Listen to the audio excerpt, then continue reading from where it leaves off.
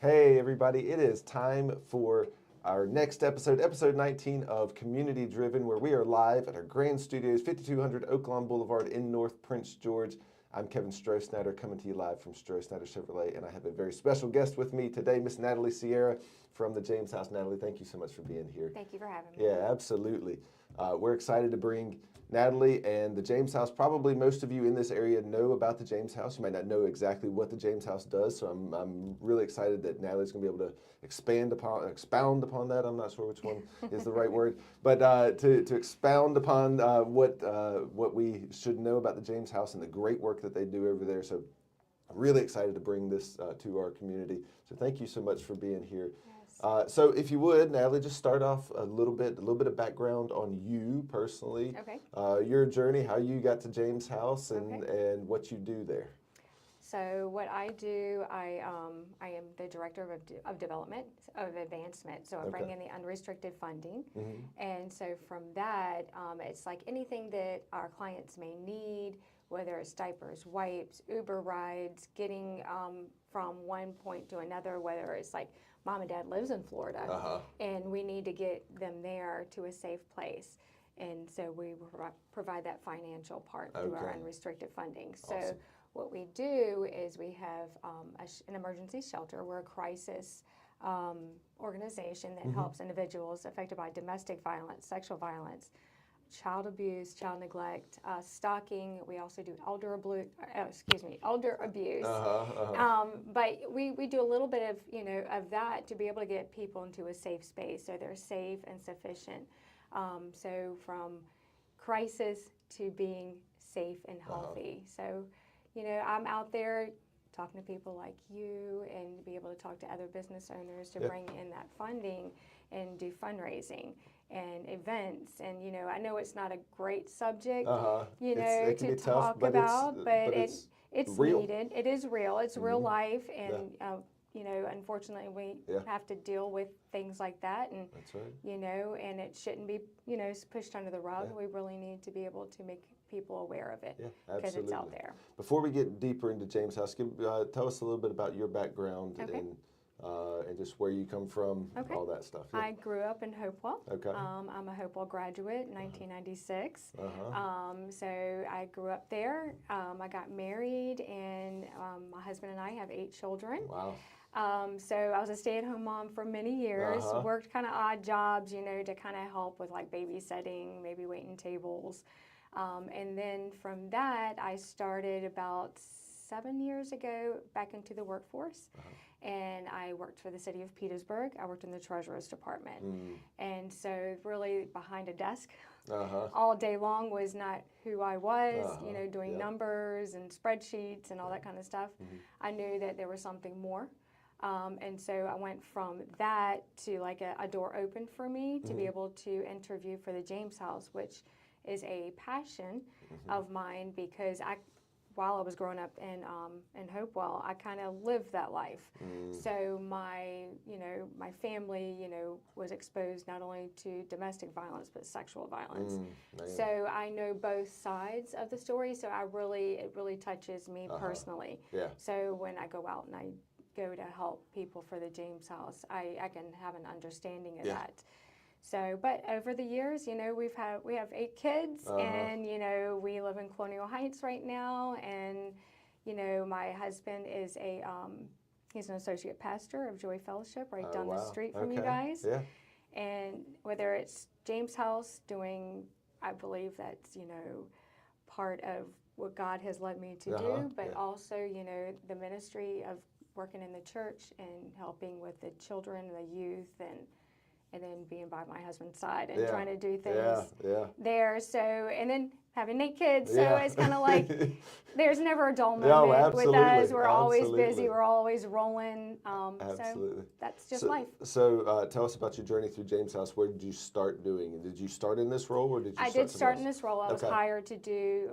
I think because of my background in finance for a little while in Petersburg. They wanted to see if I could get into that role and try to bring in the funding. Okay. And plus, just being from the Tri-Cities, knowing people in Hopewell, knowing people in Colonial Heights, I'm learning more about, the connections Yeah. in Prince George. Our Yeah. office is in Prince George. Yes, yeah. But just getting connected with the community and how we can all collaborate together and work together. So Awesome. that's where I started, Good. and I've grown a lot. Uh-huh. So at first I was really nervous to come and talk to people and ask them, like, Yeah. hey, we need funding for this, or we need food for our clients. So, Mm-hmm. it is eased. Yeah. Yeah. I guess the nervousness Yeah. of talking and then trying to get that. Yeah. But So it's good. tell us a little bit. Let's get into the James House itself. I know a lot of people in this area probably know the name James House, Right. and they know a little bit about what y'all do. But give us a little bit more in depth, maybe some background on the James House Okay. and what the services that you offer. Right. Yeah. Well, the James House actually started in Hopewell. Okay. It was like, for individuals affected by sexual assault, and it was in John Randolph Hospital. When John Okay, I Randolph didn't know Hospital, that. yep. So it started in 1989, Oh wow. and then it has grown, and we actually had an office in Hopewell, Uh-huh. and then from Hopewell we've moved to Prince George. So it's been 35 years. So we'll be going into our 36th year Wow. in July. Wow. I didn't So we've been realize. around for a little Yeah, while, but our services have grown, but the need has grown as well. Mm-hmm. So from that, we offer counseling services. We actually have someone that comes in and counsels people. We have peer-to-peer counseling, but we also have a counselor that comes into the James House Uh-huh. and sees people. So we have that. We also have legal advocacy. Yeah. Sorry. And so we have somebody that will go into the courts. Oh, okay. And then so that, if something happened and you have to put in a restraining order or do something legally against, somebody who hurts you, Yeah. then we have somebody there so you don't have to be by yourself. Yeah. For rape victims, we actually have people that, go into the hospital and will be by your side if you want Wow. us to. Sometimes, that's very, Yeah. intimate, where you don't want people to be in there and, you're scared. But sometimes you do. You don't want to be alone. And sometimes you don't want mom and dad in there. Yeah. So we have individuals that do that as well. Wow. And then, of course, we have, anything from, we have a clothing closet. We have a little food pantry that we have things so people can come in, whether they're just receiving counseling services, they can get something to go, wear for a job interview. So we have lots of resources that we can share with them. We also have lots of people in the community that, like if you had like a job opening, that we would share that with our clients to be able to get them set up and on their feet, just to look at, what is out there. So we try to connect them with the best people that fit their needs. Absolutely. So Absolutely. we have lots of things. And this is it's a sensitive It is a very line sensitive, of work. yeah. It is a very sensitive Yes. line of work. You're dealing with people in probably some of their lowest and toughest points in their lives. We are. And so because of that, I know there's a certain level of secrecy, and not Yes. not that it's secrecy is not the word, discretion, I guess is maybe a better word to say. Well, it's very confidential. So Yes. anybody that comes into our shelter or receives services, we will never Yeah. tell who they are. Yeah. Because you don't know who's watching or who's going to be able to, know where they're at. So we want to make sure that they're safe. Yeah. And that's first and foremost. So even like, because we'll do numbers through like the government, because we do get federal and state grants. And from that, we don't give names. They're just numbers. Yeah. And so absolutely. from that, it's just to keep them safe overall for themselves. Because we even serve men, because we're really close over here to the base, Fort Gregg Adams. So, we won't even tell them, if somebody comes in to help, Yeah. And then, so if they need help, we will help them. Yeah. But we make sure that everything That's is kept. It is a interesting point because most people would obviously, I think it is not a jump to say that most people would assume that the vast majority of people you serve are women and children. Right. And that would be true. That would be true. But that is not exclusive. It is not exclusive. Yeah. Yeah, we help men, women, and children. And then, and we don't discriminate on any level. So, you can, whether you're part of the LGBTQ community, we will help you. We will be all, because nobody deserves to be hurt. That's right. It, no matter how you, are in the community. But I would say mostly women and children are in our shelter or need help. But yes, we do have men on occasion that do come in. Yeah. And, and it also, with having elder abuse, where we help, it's, elder abuse can be at different levels too, because that could be men, women, well, not children, but men or women in that circumstance, where we're going to be able to help them as well. Now, I know at one point, and maybe you still do this, I'm not sure if y'all do this or not, but y'all did offer like safe houses and things like that. Well, we have an emergency shelter. Emergency shelter, okay. Yeah, unfortunately at this time we do have like grant funding that is, we're taking a big hit to it. But we're still sheltering people. We're still able to help people at this time as we go into the next fiscal year. That's why I'm hitting the ground running right now, trying to bring in funding to try to help bridge that gap. Yeah. But right now, we utilize our community to be able to help us through that. Yeah. But yeah, we can help all people. It's so needed. It's one of those things. I have gotten done research in the past 3 to 5 years, more and more on human trafficking. Yes. And human trafficking and domestic abuse and sexual abuse and those types of things. It's those are things that we just don't like to talk about. Right. We just want to ignore it and act like it's not there. Right. But the reality is, it's there. It is there. And it's in our area. Obviously, you have to be discreet in what you say here, but in our area, it is very much present in our area. It is very much present, yeah. There is another lady that I, talked to, part of the chamber, and she does sex trafficking. We don't have the security that sex trafficking needs, because absolutely. they have to a whole overhaul of like your identity. Yes. When you have to do that. But for us, we do collaborate with we have a place in Richmond, Safe Harbor, that we... Yeah, I've heard of them. Yeah, yes. We collaborate with them. So if we do have somebody who comes in that's being sex trafficked, then we will go and we will connect them to other resources. So that not only with a community of like businesses, but we also have to be able to have a community of other nonprofits in the area that we are, So like if we have a woman with a child, and then so we always try to connect also with Healthy Families in Hopewell. So they'll go into the hospitals, and then they'll go in and help give them some of the things that they need to get started. So it's a big community of just nonprofit organizations that is able to help each other in times of need. So I mean, it's an amazing community, and because it's a lot of things that you don't want to talk about. Yeah, absolutely. That's why we're here. So let me ask this question for obviously there's when you're in that situation, it's difficult. It is. I've never experienced that personally, but I can imagine, and I know just from hearing things and talking to people that it's difficult to step up and say, I need help. It is. What's the best way for people who are in those situations to come to y'all and get help?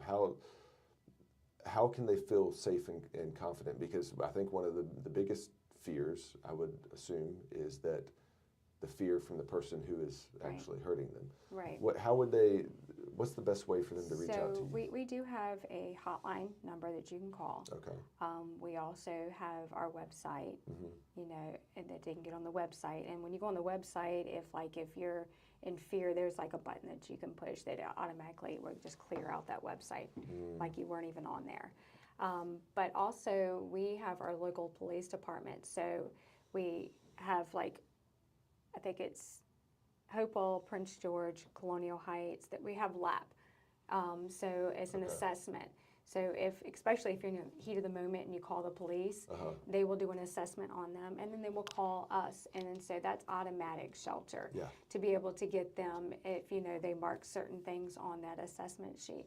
So we do have partnerships with the local police as well. That's awesome. So if you can just get to somebody and talk to them, that's why it's so important for me to come into businesses, give you guys information, because we have things that look like business cards that they can put, in their pocket, or they can just go online and then they can research what we do and how we can help.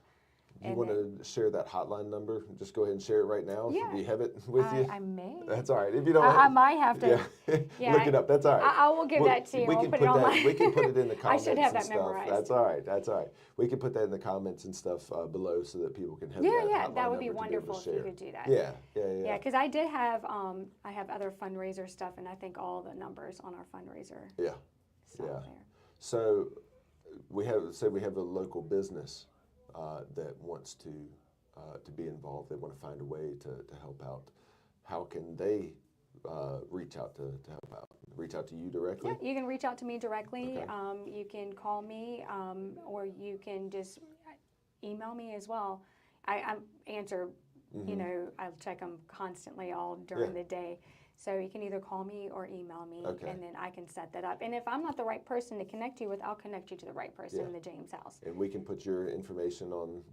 Yes, absolutely. Yeah, we'll get that. Yeah, because we have somebody who deals with, our shelter clients and the intakes, and then we also, our CEO is there to help us. If we don't know the answers, she will know the answers. Yeah, absolutely. So we will make sure that we find out if I don't know. Yeah, absolutely. Now, I had a question that I was going to ask you, and it's just it left my mind, but that's all right. No, you're good. So give us maybe some ways that, what are some different levels, different things that people can do that they can get involved in? Okay, so we do have fundraisers that we are doing right now. We also have a raffle that we're doing. We have a raffle, we're trying to sell 2,000 tickets because of our grant funding loss. That this grant actually is $150,000 that we lost. Oh, it's not just from one grant, but it's from different grants that we have trickled down over the years. But this raffle will actually bring in approximately about $30,000 if we can sell all 2,000. Wow. So, but it also, the winner, the top prize winner will win $5,000. Okay. So it's a cash win raffle. But in Colonial Heights, through different partners in the community, they wanted to be able to help. So I can give you a list of who that is too. So you have B&T Towing, we have Alibis in Petersburg, we have BUU in Colonial Heights, the South Park Carpet, Biddy's Tavern. I mean, that whole strip right there on the boulevard are all selling them. Plus, I have some all myself. So if anybody was like, hey, I want a raffle ticket or I want a whole book, I mean, that's possible too.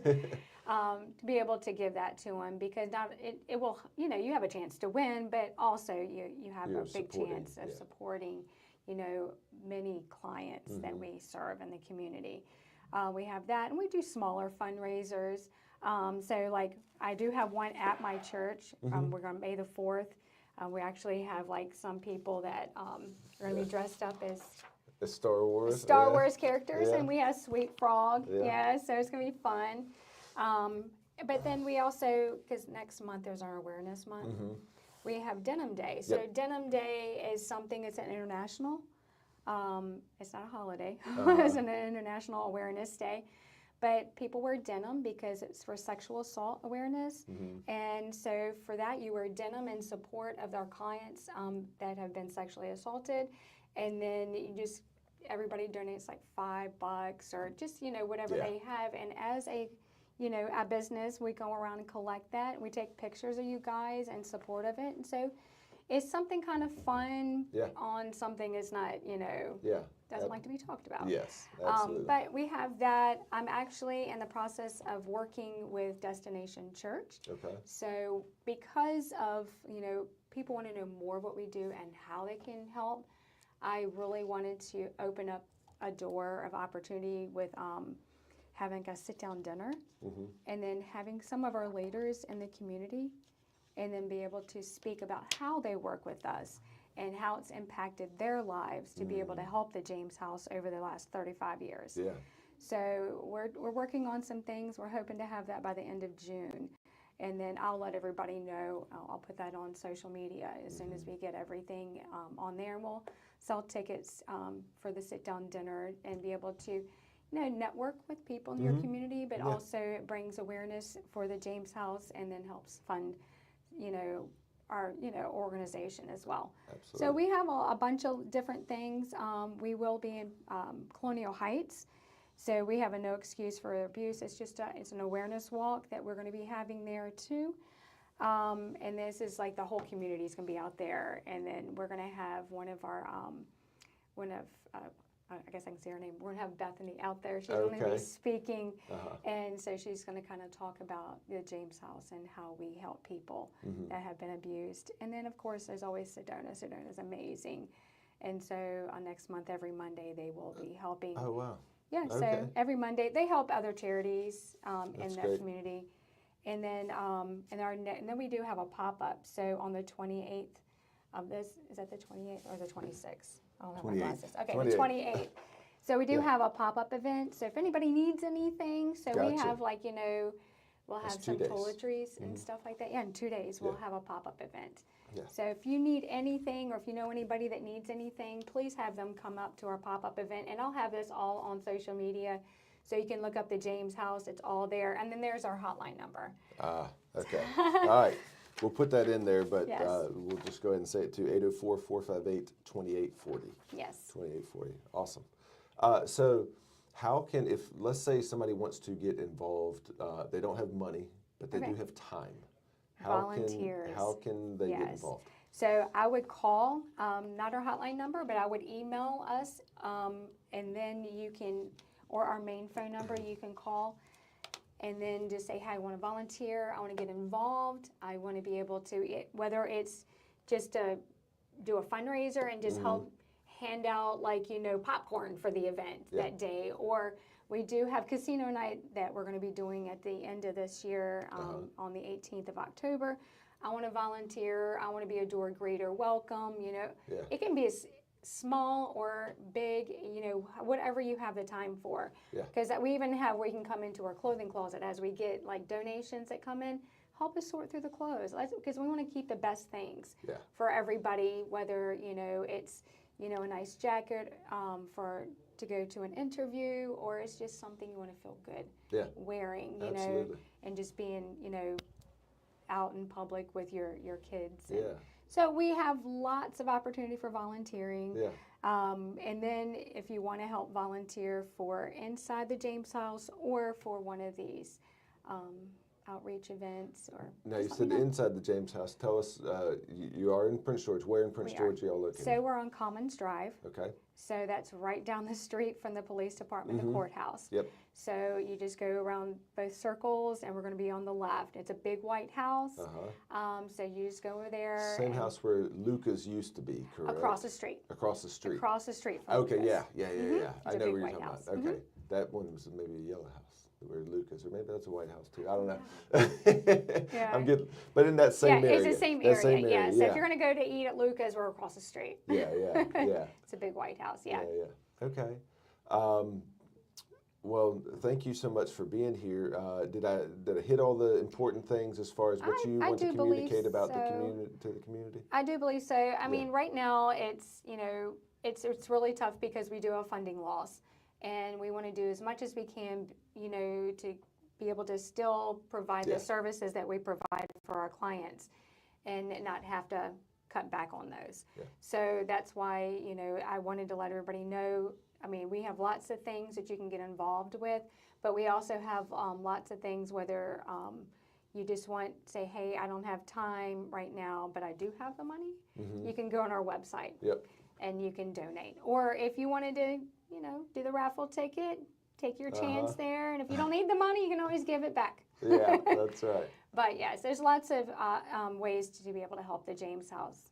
So I do appreciate this. I mean, this is amazing for us to be able to chat about this and get the word out even further. Absolutely. It's something that needs to be talked about, It's Yes, just the it does. reality of it. We don't like to talk about the tough things in life sometimes. We want to. Yeah. But it's needed. I But mean, it it's is. just like with your kids. You Yeah. don't want to, they don't want to talk about some Yeah. things, but nope, You this is got how to we do get it. it done. That's right.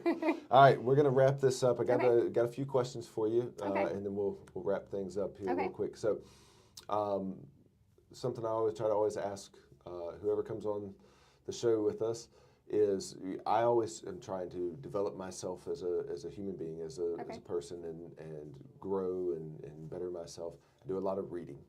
Now I know not everybody does reading as much, but they find ways to develop themselves as a person. Do you have a book or something that has helped you develop as a person, whether it be in the workforce, as a mother, as a wife, whatever? What has helped you to develop yourself as a person? I'm not a big reader. Okay, that's all right. Because I don't have a lot of time. Yeah, I'm a listener more than Yeah. a reader. I'd listen in the car. But actually, our church ladies have a book club, and I've kind of joined that. And this book is actually pretty amazing. It's called The Other Half of the Church, and it takes like the scientific, like how your brain works from your right and left lobe. It takes that into theology and actually life at church. And it's kind of, it combines like science and God all in one, which that kind of, interests me. And I'm like, all right, we got, the brain, and then, we got to implement this in church. And I'm like, wait a minute. So it kind of made me, like, hey, this is, where you're digging in, because it kind of matches science and, That's your very, relationship with God. The other half of the other half of the church. That's interesting. Yeah. Okay, I have to look into that. Yeah, it's pretty good. So let's say that you had, Natalie Sierra has 2 minutes, and you have all of the local area. You've got Hopewell, Prince George, Colonial Heights, Dinwiddie, you've got Chesterfield, you've got Charles City, Surrey, Sussex. This whole area is giving you their attention. Okay. The entire area, and you've got 2 minutes to instill some wisdom into the people of this area. What Personal would you say? wisdom? Whatever, your choice. I would say get involved. Get involved, whether it's with a nonprofit, whether it is at your church. Community is like number one, because as I go into the schools, as I go into different organizations, as I go in and meet with different people, I think we don't have enough involvement from our community. When there are people that are there that need help, just get involved. Say, how can I help? I think that's the number one thing. Get into something where you can help lift somebody up into a higher level. And from that, I mean, it doesn't matter where it's at. Yeah. It could be the James House, which I would love. But, but if it's not the James House, I really think that somebody should get involved somewhere to help somebody and uplift them. That's awesome. All right. Last question. Okay. Not the most important question. Okay. But I still ask it all the same. What's your favorite vehicle? And it does not have to be a Chevrolet. Okay. Because I know what you drive, or what your husband drives. Yes. So it's okay. Well, I'm not tied into one thing. So all-time favorite vehicle? I don't know. Well, I mean, I can go back to when my first vehicle, vehicle, I drove a Camaro. Oh, okay. What year? It was an 87 Camaro. It was blue. It had T-tops. That was my first car. I loved it. But I do kind of like the EVs right now. My husband drives one. It doesn't have to be a Ford.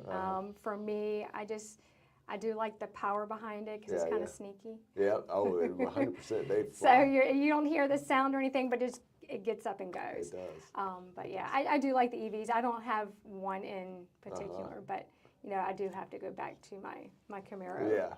Because it was my first car. It was my first love. Well, Natalie, thank you so much for being here with us today. Thank you. Thank you all for joining us. Please, please, please, please find a way to connect to the James House, to support them and what they do. They do so much good work in the community. And again, these are things we don't like to talk about, things we don't like to discuss, but it's real. It's in our community, and there are people in our community that need help from people like Natalie and the people at the James House who work so diligently every single day to support these people in their time of need. So please, any way, whether it's financially or if it's just your time, whatever it is, find a way to support them. Again, all these different things. They have May the 4th Denim Day on April 30th, which we are always involved in, love doing that, supporting that. Pop-up event on Friday, several other things. Please reach out to them. The website is, what's the website? Yeah, the website is at the jameshouse.org. So if you go on there, it has everything listed of what we have coming up. Also, their pop-up event, where the location's going to be, and the date. Awesome. And if you want to get involved, just give us a call or you can email me. All right. Thank you so much for joining us. Please, again, support Natalie and the James House and everyone else over there who does so much good work for our community. Thank you so much for being here on the 19th episode of Community Driven, and we will see you next time. Thank you.